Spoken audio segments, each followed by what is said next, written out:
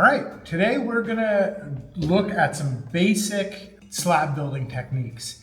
I'm gonna make a cylinder from a slab. First, I have a slab here. You can make slabs in a bunch of different ways. I will show another video on how to use a slab roller, which is how this slab is made. But you can definitely use a rolling pin. You could use a wine bottle to roll out an even piece of clay.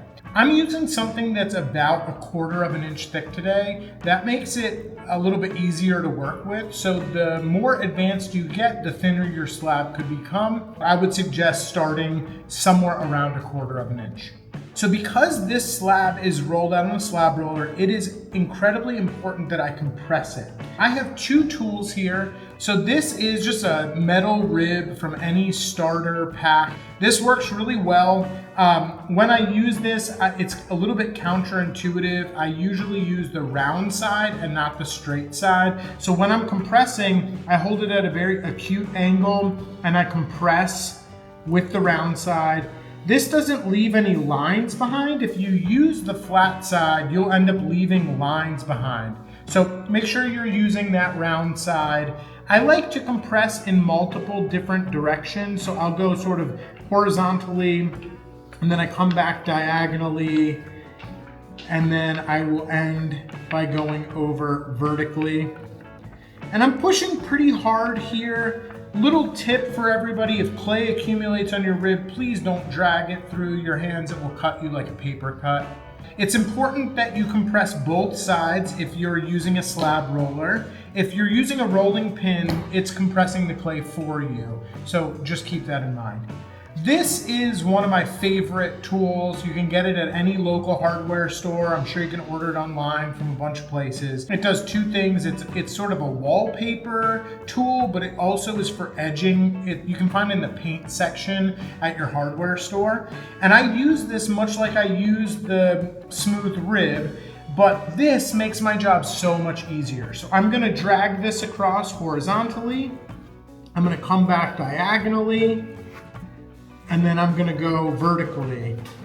And it just does an incredibly beautiful job of making this super duper smooth and really, really nice.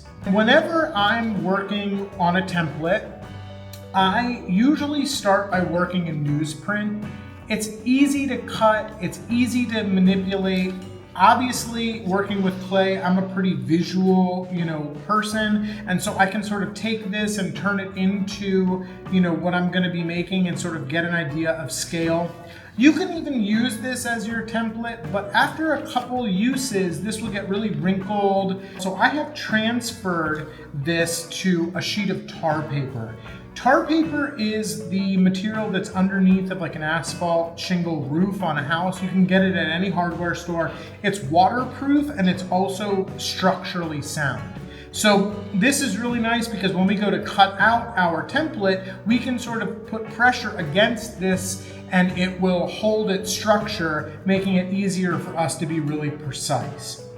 So I'm gonna pick a section of my slab. I'm using a pin tool to cut.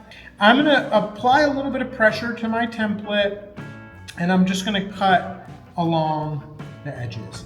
I like to cut the top edge and the 2 side edges first, and then I finish with that lower edge. You'll get a little bit of drag, and I'll sort of talk about what that means in a minute. This lower corner, which was the last one that last cut that I made, we get a little bit of a drag mark past there. So the next thing that we're gonna do is we are gonna bevel our corners so that we can end up with a seamless cylinder. I'm working on my right-hand side. I'm right-handed, so I'm working on the right, but if you're left-handed, you might prefer to work on the left.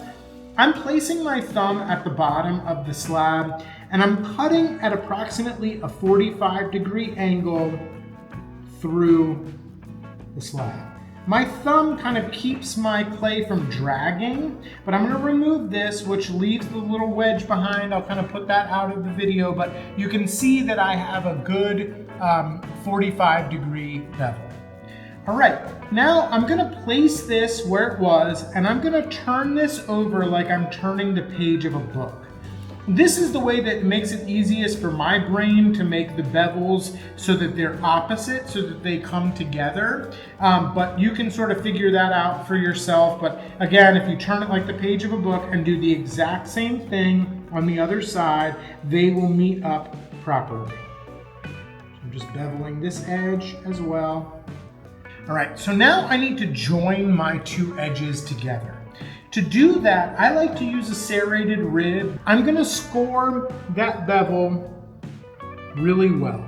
I think of the scoring like Velcro. So if we think about my hands, this is one side that's being scored and attached, and this is the other side. We want these things to merge together. As clay dries, it shrinks. And so what we want is we want this to make enough of a grab that even as it shrinks, it doesn't come apart. If you just add a little bit of water and push it together, those two things come together, but as soon as there's tension on the slab, they will come apart. There is nothing worse than taking apart something that you built to rescore the seams. So I really encourage you to score it the best that you possibly can so that you don't need to take it apart later. So this time around, I'm gonna sort of bring a little bit of water into the scenario here. I'm dipping my rib in water and I'm scoring the opposite side of my bevel. So this is the other bevel that was upside down before. All right, so I kind of think about this like it may be something that you would drink out of. And so this edge is particularly important. We're gonna bring this edge to our mouth. So I'm just gonna take my finger and I'm laying just a little bit of water on this edge. I'm not applying any pressure at this point. I'm just spreading some water out on that edge. Not a tremendous amount, just a little bit. And now I'm gonna push down with my finger and create a gentle bevel. That bevel is going to create an inward angle on the inside of our lip. And when we remove that cup from our mouth, it is going to encourage the liquid to go back inside of the cup rather than to run down the side of it and end up on the table. So I'm just going to gently apply a little bit of pressure there. I'm letting off when I get close to the edge because I want to keep my template correct. All right, so I'm gonna gently free this from the table, and I wanna keep track of my beveled edge, my lip, my drinking lip. That's gonna go on the inside of the cup. So I'm gonna kind of finagle my hands around so that I can make sure that that's on the inside, and then I'm bringing my bevels together away from myself. I find it much easier to connect those when we're connecting away rather than being in tight close to my body. So I'm just gonna gently encourage these two beveled edges to come together. I would really like it if there's a little bit of overlap on my bevel. This will help me to blend this in and make sure that it truly is a seamless cylinder. So I'm just gently compressing this. I don't want to put fingerprints into it. I just want to bring it together. So now I brought this together. I'm pretty confident in my connection. I want to make my cylinder round. So I'm just sort of gently coaxing this into round. I like to kind of rotate the cylinder as I gently squeeze to make this pretty uniform. So before I move on, I want to start to clean up the seam of this cup. So I'm just going to place my hand on the inside and use my finger on the outside to gently coax the thin part of my bevel onto the other cup. Now I can use a wooden knife tool to do this also. I can kind of use like the back side of it to sort of start to smooth this together. I can also use my smooth rib, whatever kind of works best for you. We are just trying to avoid thinning this area. So I want to not apply a lot of pressure here. I'm just starting to sort of mask that seam. And then my interior is a little tricky, and I think that the wooden knife tool works best for this. So I'm going to support the outside, and I'm just sort of starting to compress with my wooden knife tool, kind of starting in the bottom and working my way up. Take your time with this. If your clay is really soft, you might wait a little bit, but we can get this to look essentially like, you know, it has never had a seam here. Okay, so the next step is putting a bottom on this cylinder. So I'm gonna cut a piece of clay from that slab that I'd already smoothed. I'm gonna take my bottomless cylinder and I'm gonna use my serrated rib to score this with water. I'm trying to really impart a decent amount of water into this because I'm gonna use it to make a mark that shows me where I'm gonna score. So I just wanna make sure this looks a little bit wet. All right, now I'm gonna pull my slab back out and I'm basically just placing my pot or my walls onto that slab, and then I will remove it and set it aside. I'm not sure if the camera's gonna pick this up, but there is some sort of schmutz where that wall touched the pot itself. So I'm gonna use that as a guide for where I'm gonna score. So I'm just scoring the base, the cylinder again, and then I'm gonna place it onto the scored marks. I'm sort of going around this and gently coaxing my cylinder onto this base.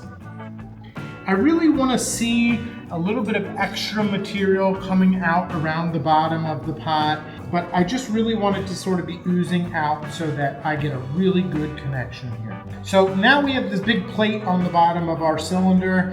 So I'm going to take my pin tool and I'm going to cut about 1/4 of an inch larger than my cup. And I'll show you a little trick for getting it to merge together so that, again, it is completely seamless.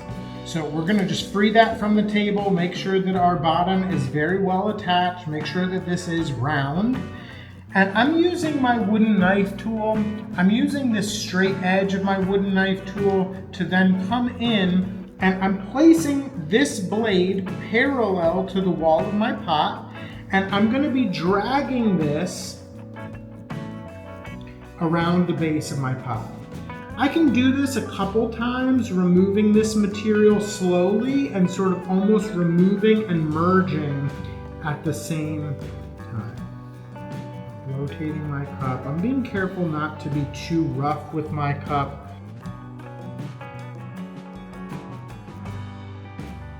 Okay, so this is starting to look good.